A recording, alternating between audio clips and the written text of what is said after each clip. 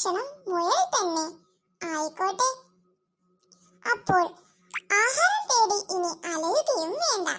ഇതും പറഞ്ഞ് ആ സിംഹം ഉറങ്ങിക്കിടന്ന മുയലിന്റെ അടുത്തേക്ക് പമ്മിപ്പോകാൻ തുടങ്ങി.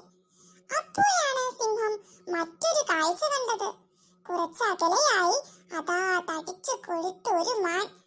മാനിനെ കണ്ടതും സിംഹത്തിന്റെ വായിൽ വെള്ളം മൂറി. അവൻ പറഞ്ഞു, ഒരു നിസ്സാരനായ മുയലിനെ കഴിക്കുന്നതിനേക്കാൾ നല്ലത് രാത്രിയിൽ ഈ തടിച്ചു കൊഴുത്ത മാനിനെ തന്നെ കഴിക്കുന്നതാണ്. ഇതും പറഞ്ഞ് അവൻ മാനിന്റെ അടുത്തേക്ക് പാഞ്ഞു.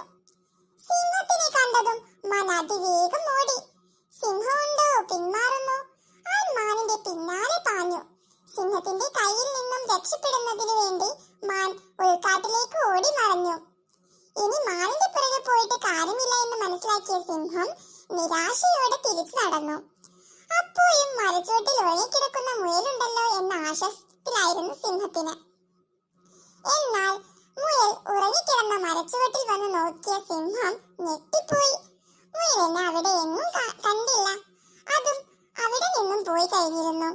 മാത്രമല്ല അപ്പോഴേക്കും സിംഹവും ഏറെ വൈകി. അത് കണ്ട സിംഹം പറഞ്ഞു, മുയലിനെ എനിക്ക് അനായാസം ആഹാരമാക്കാമായിരുന്നു.